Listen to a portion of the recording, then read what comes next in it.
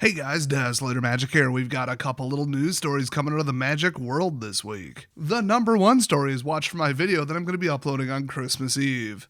The next biggest is, you know how eBay just acquired TCG Player? Hopefully that's not news to you. If it is, I don't know, subscribe to my channel. I cover stuff that big. Well, guess what? The National Labor Relations Board just found that eBay and TCG Player, which, same entity now, have participated in union busting activities. Were they out there in the zoot suits with the baseball bats? I doubt it. Were they doing this at all? Almost definitely. I'm not even asking, why are they getting investigated? I'm thinking, why are they getting investigated when Starbucks and Walmart and Amazon aren't? Although, well, I think they are.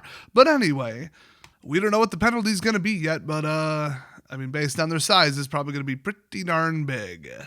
So the one thing I should probably mention is that they already had a union. It was formed in March. And so these actions were after the fact, where they made all kinds of decisions without the union and didn't consult them on this and that, whatever. I think unions are generally complete and utter BS.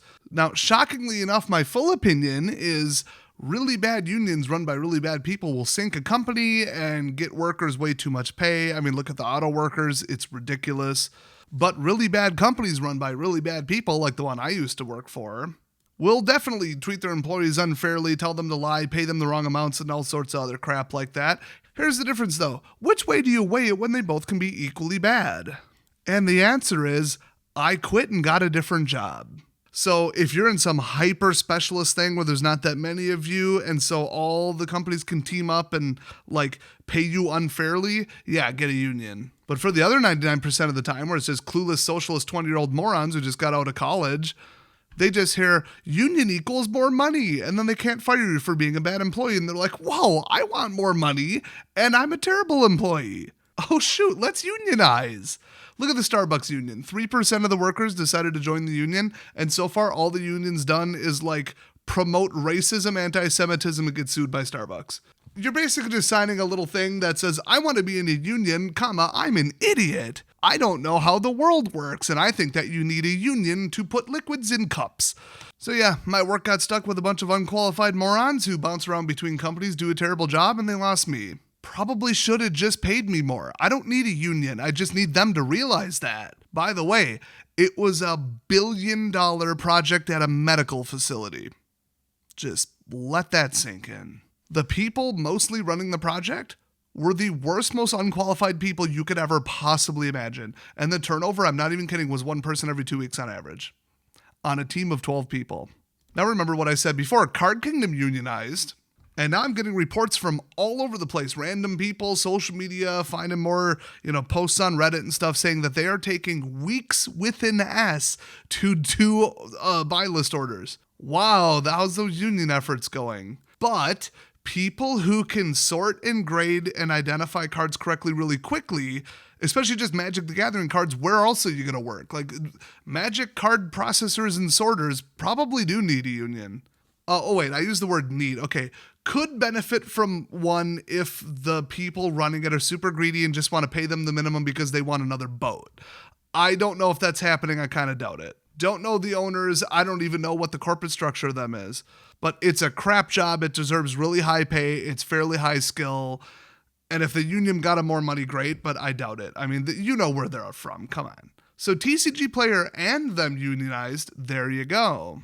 I also just hate eBay as a company. It's mismanaged and they've just got a string of bad CEOs. They let way too much scamming go on while cracking down on, people like me just trying to sell random stuff we found on Goodwill. So whose side am I on? Nobody's, because at the end of the day, I will say my slight opinion is that I lean towards they probably shouldn't have unionized, because you don't need to unionize if your bosses aren't assholes. And if you feel like you need to unionize because you just want more money and you don't care what happens to the company or their profitability or their future viability, you just want more money in your pocket, then you're the asshole.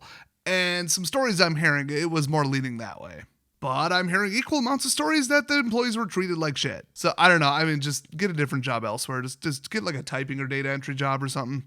So, story number 2, the incorrect version of a card was printed and made it to production. I know, I'm shocked. It's only the 5th time that's happened in the last couple of years. I'm just going to read what they wrote. I don't even understand it. It says, incorrect version printed for fanatical strength in Murders at Karlov Manor. Okay, which isn't even out yet. They say an earlier version of the showcase artwork for Fanatical Strength, so the one on the first look article in Murders at Karlov Manor, inadvertently made it to print. So it's accidentally accurate to the one you showed. Oh no! So anyway, this is being corrected digitally for Murders at Karlov Manor and MTG Arena, and for Tabletop on printed versions after the initial Murders at Karlov Manor release. So is it a typo, or did they put a 7 instead of a 2? Well, they're not telling. So people are just guessing. They're guessing it's some kind of clue ARG something whatever, because of course, and honestly they might be right. It's a long shot, but I'm not saying it's impossible. Then other people are like, I legitimately can't figure out what the mistake is. Mistakes we've seen in the past are they accidentally did a first draft, initial, what do you think of this, all touched up later version of the artwork made it to print inside of a secret lair featuring the artist. Like I said, we've seen wrong numbers, wrong names, wrong references, wrong type lines, that kind of stuff. I can't think of a third example, so it's probably one of those. I don't know. I mean, maybe they wanted to put until the end of turn at the start of the sentence. I don't know. I have no idea. The one other consideration I want to throw this out there is it's a story spotlight card. So this could be bad. They could have just drawn the wrong character or something. I don't know. Oh, and I guess every other post on social media discussing this wants me to remind you that this definitely will happen less often now that they fired some of the QA people. And the final story, well, this kind of comes from the D&D world, but all of Wizards of the Coast has now made this statement publicly as of today. Generative artificial intelligence tools and Magic. They've had random art contractors submit stuff that was clearly AI generated. People spotted it right away. The dumb boomers at Wizards of the Coast couldn't catch it. And I think some of it ended up in some books or almost did or something, and people were pissed. Because, it takes no skill to do that. Okay, whatever, I'm not getting into that again. But, look, WOTC's all about saving money, so the statement actually does shock me. But they say for 30 years, Magic the Gathering has been built on the innovation, ingenuity, and hard work of talented people who sculpt a beautiful creative game.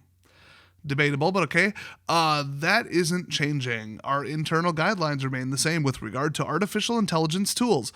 We require artists, writers, and creatives contributing to the Magic TCG to refrain from using AI generative tools to create final Magic products. Notice how they said final.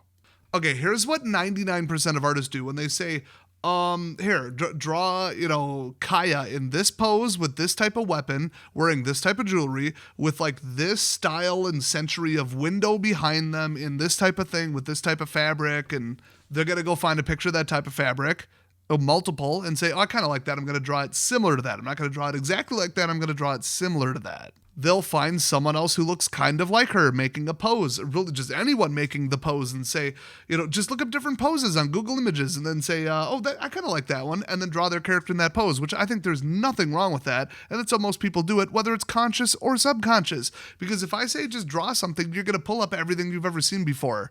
If I tell you draw a picture of the Loch Ness Monster, you're going to take every picture of the Loch Ness Monster you've ever seen, combine them in your head, and draw it, okay? You can't base it on nothing. That's not possible. Humans can't do that. I mean, some people will find a comedian, a picture of a comedian in a headshot. They'll be like, I really like that pose. That's really good. Or an actor or whatever. They will literally plop it down, trace over it, and draw Ugin over it or a dragon, Nothing wrong with that, really. I'm just saying that is not copyright infringement. You might say it's a little bit lazy, but it's derivative. It's whatever. All they're copying is a pose. You can't copyright a pose. Get over it. A lot of the complaints are artists that aren't good enough, or they are good enough and they're not getting work because there's so damn many artists in the world. And now with the aid of technology, you can just hire somebody in South Korea to draw something for you.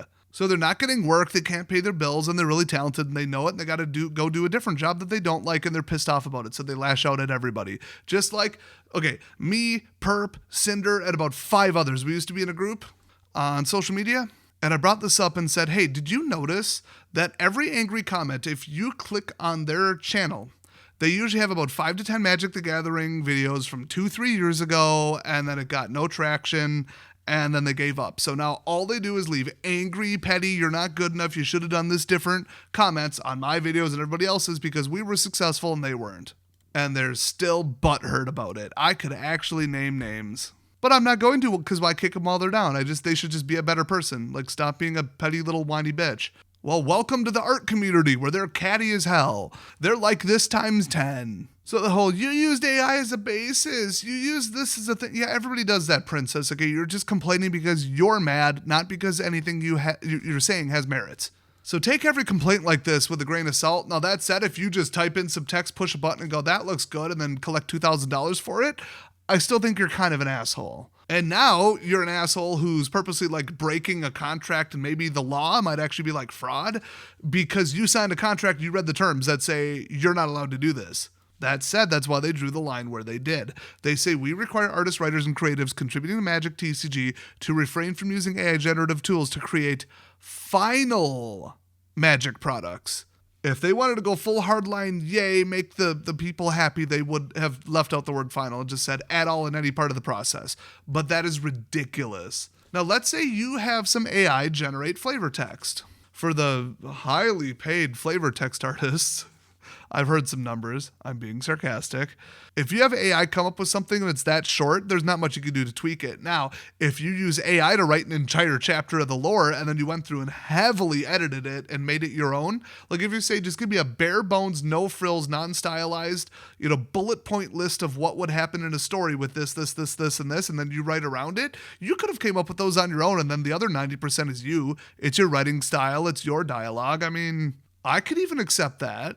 Now, I used to be a technical writer, which means like hard fact instructional, that kind of stuff. Not like, here's my opinion on this movie. I worked for a huge company out in California, got promoted to editor, got promoted to moderator.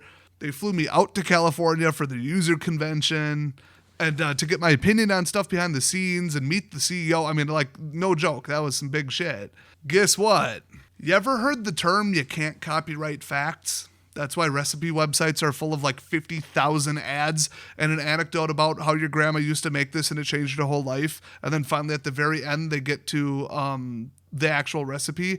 That's because recipes completely and utterly cannot be copyrighted in any way, shape, or form. Only the presentation of them. There's no money in it. You can't really copyright a map per se, or at least map data. You can't copyright dictionaries. You can't copyright phone books.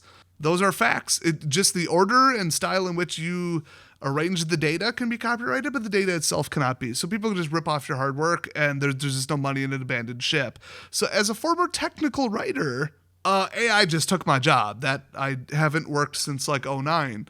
Do I give a shit? No. Would I be using AI to do my job if it still allowed it and I still had that job? Hell yes. Why? Because it's a tool and there's no copyright anything there. Why would I not use the fastest way to make money?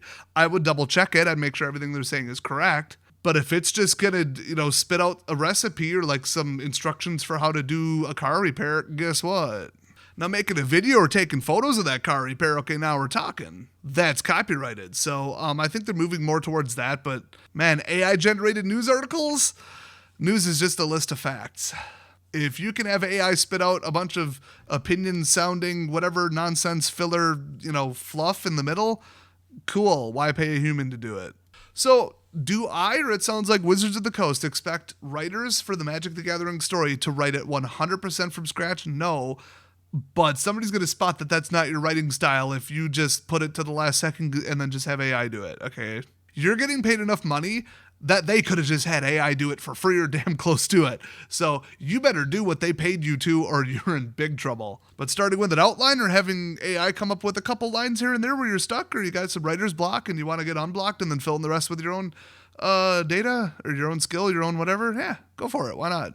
So I think we're in the same opinion. You can use it, you just can't use it to hand in a final product. So they end with, we work with some of the most talented artists and creatives in the world, and we believe those people are what makes Magic great. I mean, yeah, arguably, a lot of people really like the lore, the art, the old stuff, the new stuff, the quality writing, the books, that kind of stuff. But they've had trash art lately. They've had trash books lately. And I mean, I guess it's kind of moved towards that because now the standard constructed and a lot of the formats are overpowered, confusing, impossible to track trash. That's just digital oriented. So I guess, yeah, they're right. The only thing they do have left is the story and the art. So probably shouldn't hire computers to do that. Now, that said, I would have said a year or two ago that I bet you within the next 5 years, WOTC is going to go, you know what? We respect our artists. Don't do this. And then they'll just flip on it and be like, dude, we could save literally like $50,000 to $100,000 per set. And just like, haha, look what we did. Wow, this whole entire set was generated by AI, every single bit of the art. And they could do that for a little side product. I almost still bet you they'll do that within 10 years. But after this statement, where they're just like, artists make us great. Oh, you'd have to be heavily implying that artists no longer make you great and you just care about money if you go back on this. So it's going to have to be a good distance from this announcement if they do actually do AI generated art on cards, which everybody was in agreement when this stuff was popping off. They're probably going to move that direction to save an enormous amount of money. In fact, we thought they'd be first in line. So anyway, that's been your in-depth news stories with a lot of commentary, background information, and insights that you really won't get anywhere else, because I love talking about stuff I know about or stuff I have strong opinions about. And you know, whether you appreciate it or not, if you're here this long into the video, I think you're on the right channel, so hit subscribe, leave a like. Thanks for watching, and I'll see you guys next time.